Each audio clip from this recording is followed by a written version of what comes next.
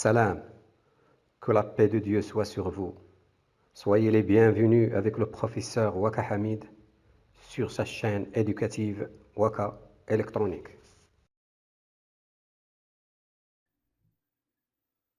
Avant tout, que la bénédiction et la paix de Dieu soient sur notre prophète et notre messager Mohammed ibn Abdullah, la création la plus honorable de Dieu. De nouveau, soyez les bienvenus. Avec la bénédiction de Dieu, je continue le cours numéro 2 intitulé La tension électrique continue, partie 3 sur 4. 3.4.2 Tension aux bornes d'un dipôle parcouru par un courant électrique. Grand A, cas d'un interrupteur. Petit a, expérience.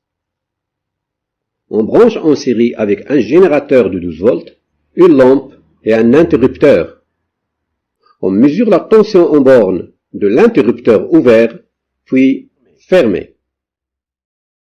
A1, schéma théorique.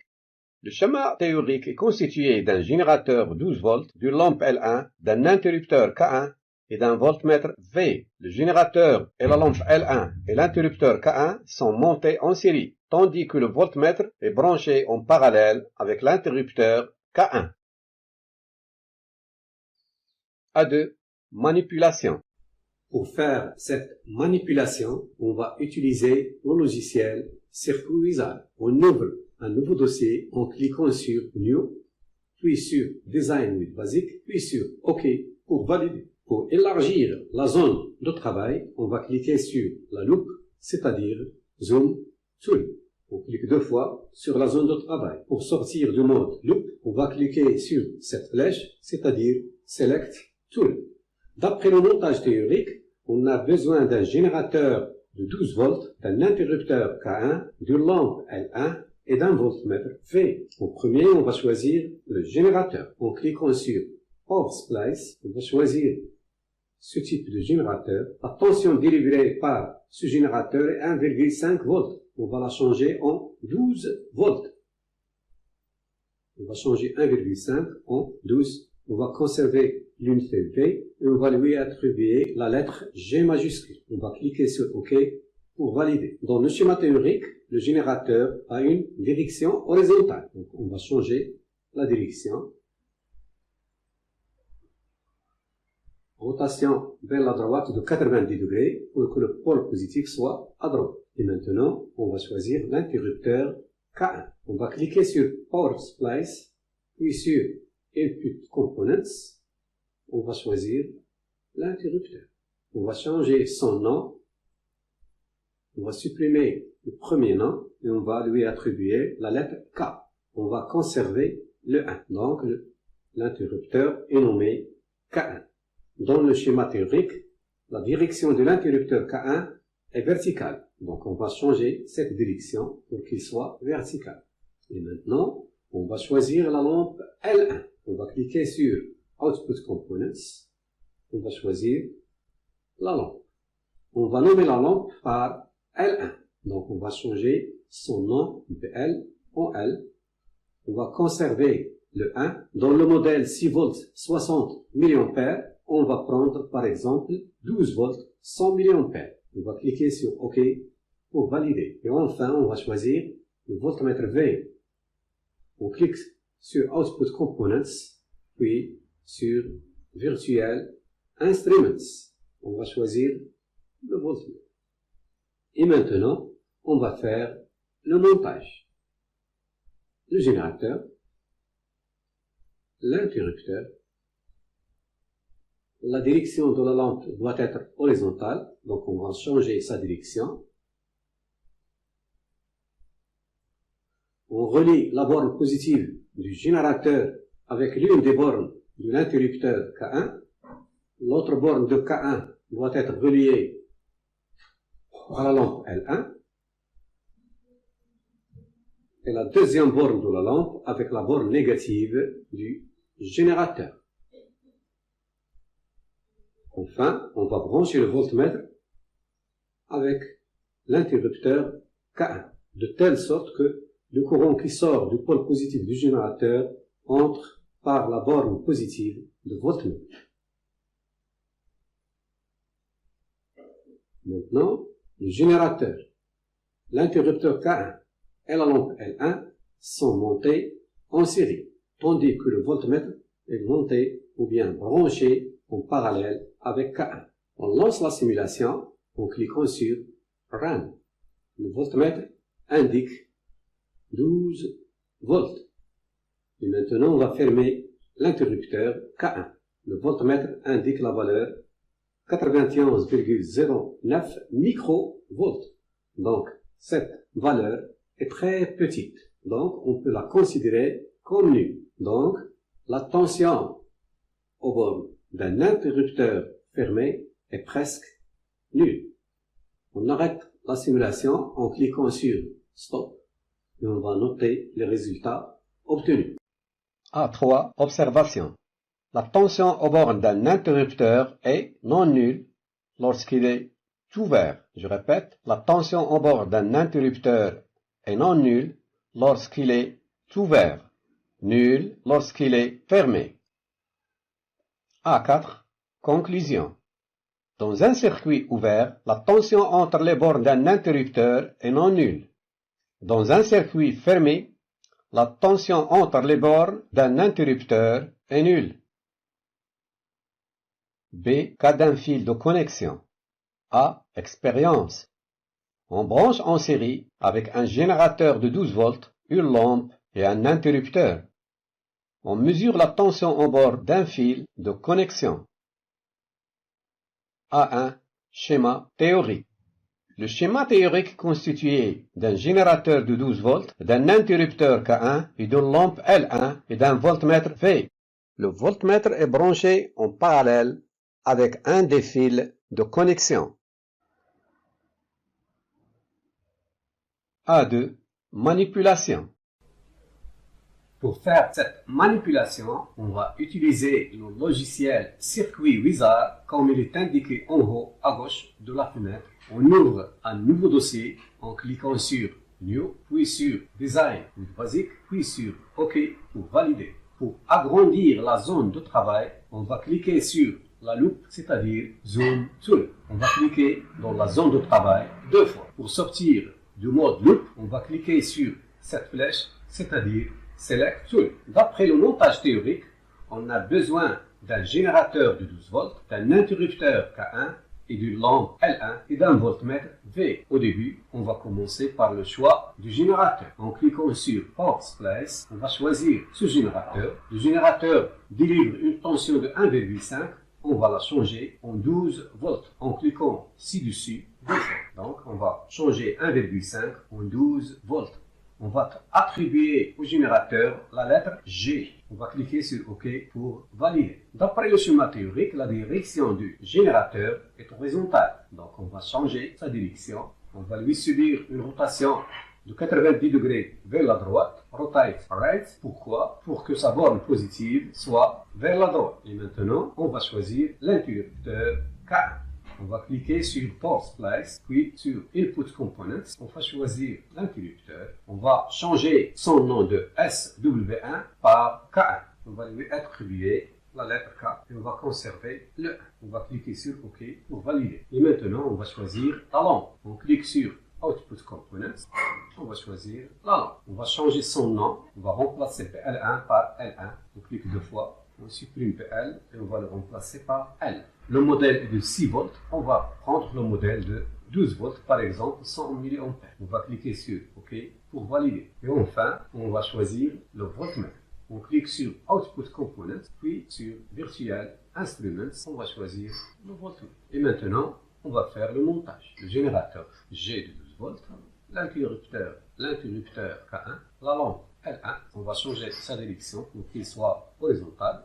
On branche la borne positive du générateur avec l'une des bornes de l'interrupteur, l'autre borne de l'interrupteur avec l'une des bornes de la lampe et l'autre borne avec la borne négative du générateur. Et enfin, on va brancher le voltmètre en parallèle avec l'un des fils de connexion, de telle sorte que le courant qui sort par la borne positive du générateur entre par la borne positive du voltmètre. On lance la simulation Le voltmètre indique 0 volts lorsque l'interrupteur K1 est ouvert. On ferme l'interrupteur, la lampe L1 s'allume et le voltmètre indique toujours la valeur 0 volts. Donc, il n'existe aucune tension aux bornes d'un fil de connexion. On arrête la simulation en cliquant sur Stop et on note les observations. A3. Observation. La tension entre les deux extrémités d'un bon fil de connexion est nulle. A4. Conclusion. Dans un circuit ouvert ou fermé, la tension entre les deux extrémités d'un bon fil de connexion est nulle, quelle que soit l'intensité du courant qui le traverse. Je répète, dans un circuit ouvert ou fermé, la tension entre les deux extrémités d'un bon fil de connexion est nulle, quelle que soit l'intensité du courant qui le traverse. Grand C, cas d'une lampe. Petit a, expérience. On branche en série avec un générateur de 12 volts, une lampe et un interrupteur. On ferme le circuit, puis on mesure la tension aux bornes de la lampe et de l'interrupteur. A1. Schéma théorique. Le schéma théorique est constitué d'un générateur de 12 volts, d'une lampe L1 et d'un interrupteur K et de deux voltmètres V1 et V2. Le générateur et la lampe L1 et l'interrupteur K sont montés en série. Le voltmètre V1 est monté en parallèle avec la lampe L1, tandis que le voltmètre V2 est branché en parallèle avec l'interrupteur K.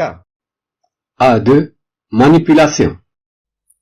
Pour faire cette manipulation, on va utiliser le logiciel Circuit Wizard. On ouvre un nouveau dossier en cliquant sur New, puis sur Design with Basic, puis sur OK pour valider. D'après le schéma théorique, on a besoin d'un générateur de 12 volts, d'un interrupteur K1, d'une lampe L1 et de deux voltmètres V1 et V2. En premier, on va choisir le générateur. On va cliquer sur Power Splice. On va choisir ce générateur. La tension que délivre ce générateur est 9 volts. On va la changer en 12 volts. On va choisir supprimer 9, écrire 12, OK pour valider. Le symbole du générateur est petit. Pour l'agrandir, on va cliquer sur la loupe, c'est-à-dire Zoom Tool. On va cliquer 2 fois sur le symbole. Pour sortir de mode loupe, on va cliquer sur la flèche, c'est-à-dire Select Tool.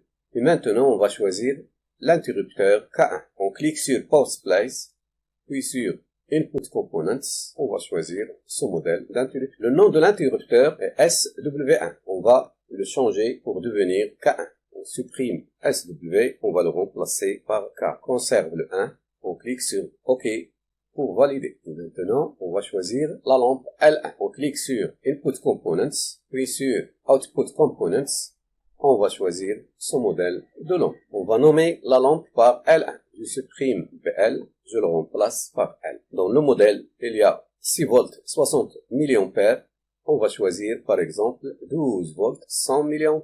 On va cliquer sur OK pour valider. Et maintenant, on a besoin de 2 voltmètres. Pour cela, on va cliquer sur Virtual Instruments, le premier voltmètre et puis le deuxième volt. On va nommer le premier voltmètre par V1. V1. On va cliquer sur OK pour valider. On va nommer le deuxième voltmètre par V2. V2. OK pour valider. La direction du générateur est horizontale dans le montage. Donc, on va changer sa direction. Pour cela, on va lui subir une rotation de 90 degrés vers la gauche, rotate left, pour que le pôle positif soit vers la gauche. La lampe L1 doit être horizontale. Donc, on va lui subir une rotation. On va faire maintenant le montage. Le générateur, l'interrupteur K1 doit être vertical, la lampe L1.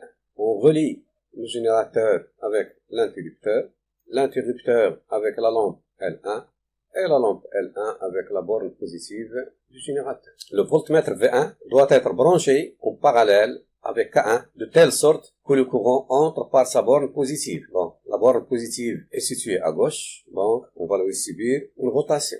Et puis une deuxième rotation. Maintenant, le pôle positif de voltmètre est dirigé vers le bas.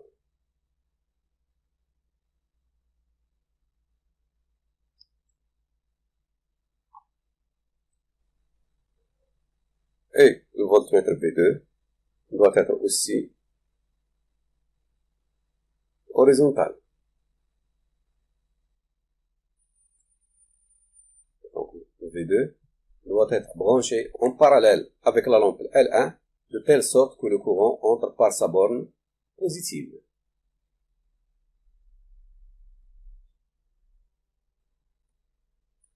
Le courant sort du pôle positif, va entrer dans la lampe L1 et entrer dans le pôle positif V2, et puis il va entrer dans l'interrupteur et dans le pôle positif de voltmètre V1.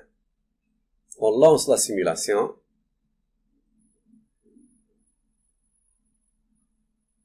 Le voltmètre V1 indique 12 volts. Donc la tension aux bornes de l'interrupteur K1 est non nulle. La tension aux bornes de la lampe L1 est égale à 5,82 microvolts. Cette valeur est très petite, donc on peut la considérer comme nulle. En conclusion, lorsque l'interrupteur K1 est ouvert, la tension entre ces bornes est non nulle, tandis que la tension aux bornes de la lampe L1 est nulle. Et maintenant, on va fermer l'interrupteur K1. La tension aux bornes de voltmètre V2 est 12 volts.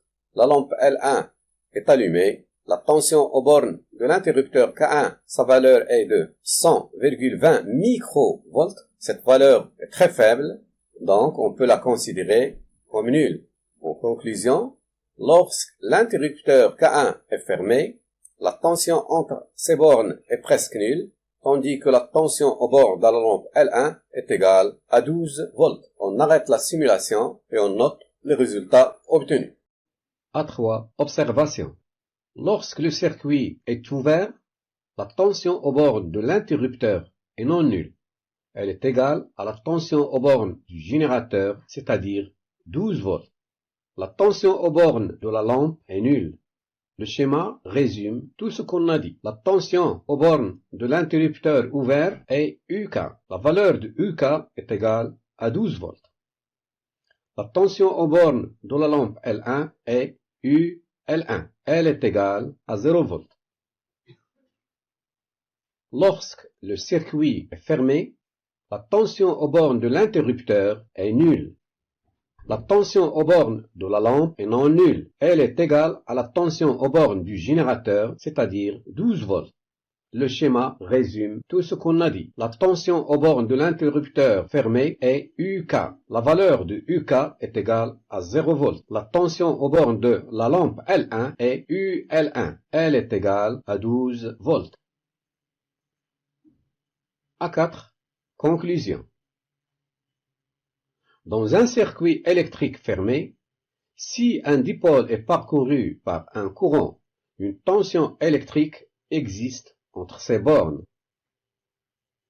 On a ici un dipôle parcouru par un courant I, donc il existe une tension UAB entre ces bornes. Cette représentation est dite convention récepteur. Dans la convention récepteur, les flèches de tension et d'intensité sont de sens opposés. Remarque. Dans un récepteur, le courant circule du point de potentiel le plus haut vers le point de potentiel le plus bas. Je répète, dans un récepteur, le courant circule du point de potentiel le plus haut vers le point de potentiel le plus bas. On a ici un dipôle AB parcouru par un courant I.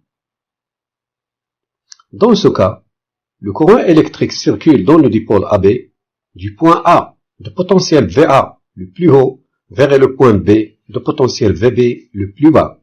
Je répète, dans ce cas, le courant électrique circule dans le dipôle AB du point A de potentiel VA le plus haut vers le point de potentiel VB le plus bas. Donc, la tension UAB qui est égale à VA moins VB est positive. Si VA est égal à VB, alors la tension UAB qui est égale au potentiel VA moins VB est égale à 0. En l'absence de tension, le courant électrique ne peut pas circuler dans le dipôle AB. Je répète, en l'absence de tension, le courant électrique ne peut pas circuler dans le dipôle AB.